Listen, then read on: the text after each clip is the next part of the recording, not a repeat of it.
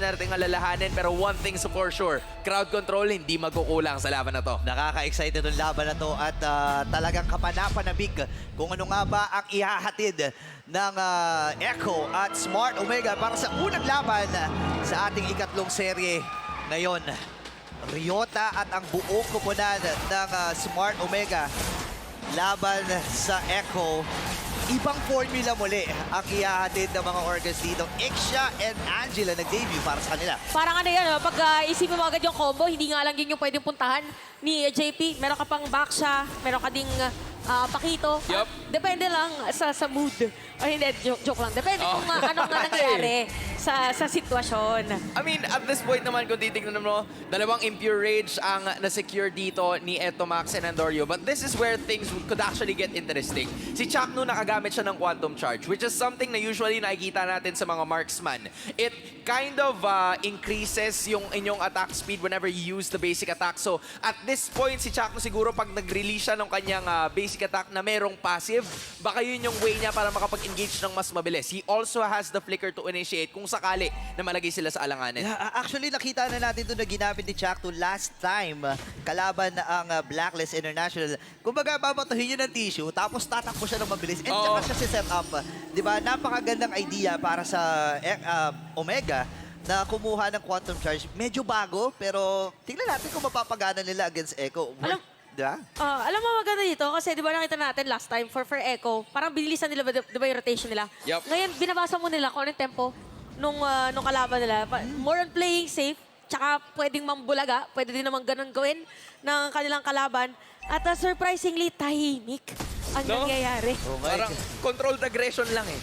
Hindi sila masyadong nagpapadalos-dalos dito because the turtle is gonna be spawning and now mukhang pupwesto na silang lahat doon. Yun nga, no? Dalawang junglers ay nakasilip na dito sa unang turtle na ating game.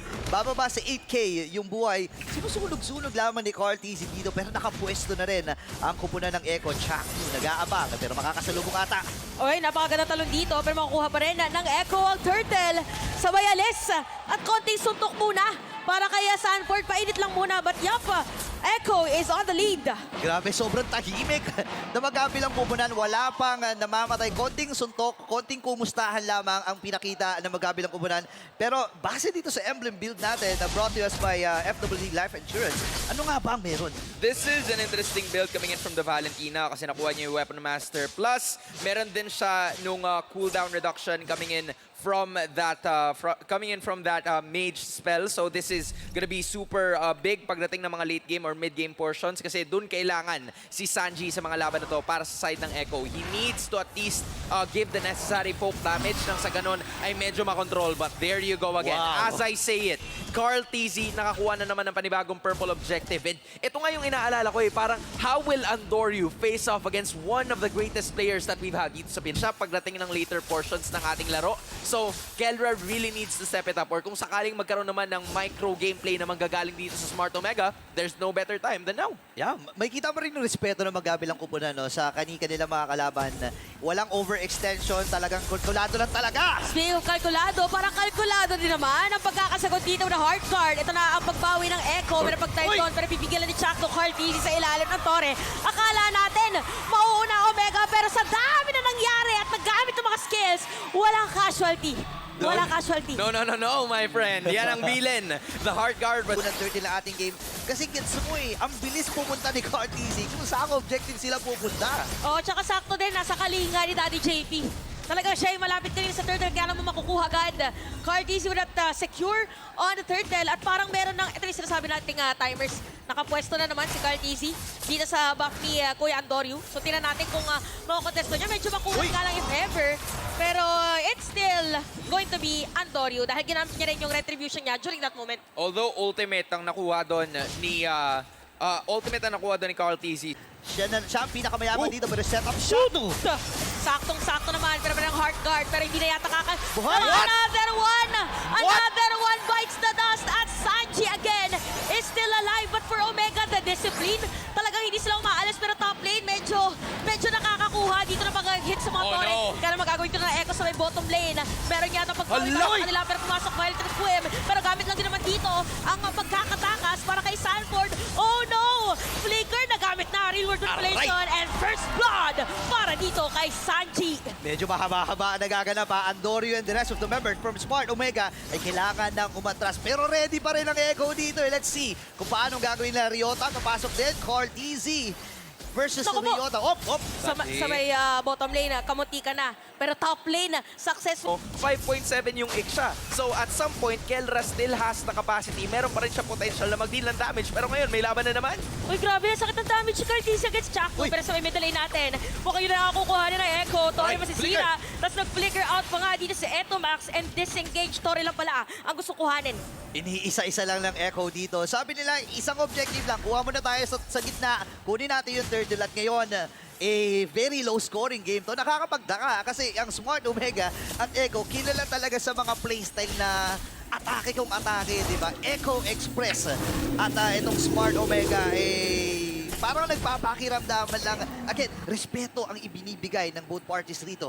Meron ding isang identity ang Smart Omega. If we remember correctly, Ano yan, it's ano the 18-minute timers. Oh, Yung Omega timers na timers. kailangan pa natin. Ang ba ni JP na gano'n? Yung kala mo heart guard, di ba mapapatras ka pero Ayan na, ayan na yung malayo ambaw. dito ang Echo. Nako, sakto nga lang ang pagkakagamit ng Final Slash. Pero yung nga lang na napakakunat. Ang tagal! Ni Cartesia at tagal bago mamatay. Ito na yung mga kakampi. Pero Kelra will secure Yung the full kill. barrage! Habang sa may bandang likod, ginamit na nga Wow! yung full barrage. At makukuha pa nga yung Lord in an instant. Echo ngayon ang tumatakbo at pauwi muna mga players ng Omega.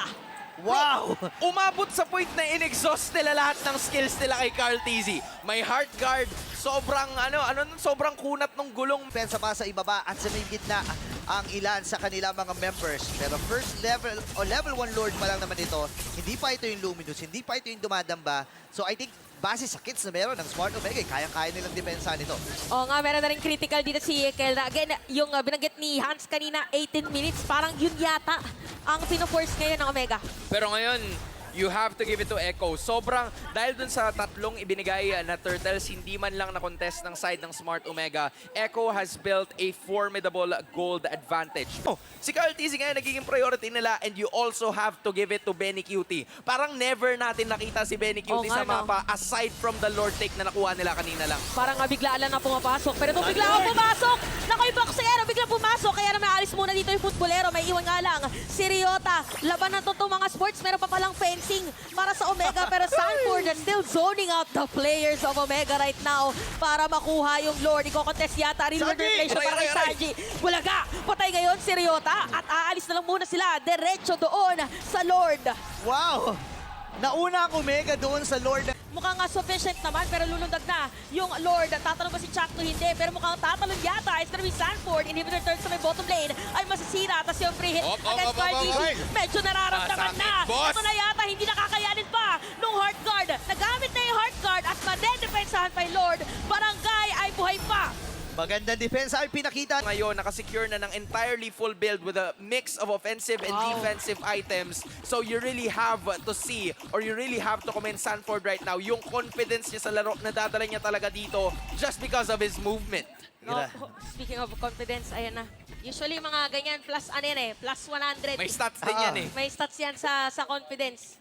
Yung mga TP-TP na ganyan. Oo, no? binibilang natin yan eh. Nakakadagdag ng confidence, nakakadagdag din ng gigil sa inyong mga kalaban, no? Kasi kapag tumitipi, Ay, sa likod pala! kunin talaga. Oo. Pero si Cortezy papasok ata, ha? Manggagaling pala sa likod, mangangalakahati yung buhay, pero mabilis lang din naman babalik yung kanyang buhay doon. Ginamit yung Likod! hard Likod! Tapos makakasalubong din si Sanford. Tingnan natin, meron na din naman immortality. Ginamit yung full barrage. Napakaganda ng pwesto!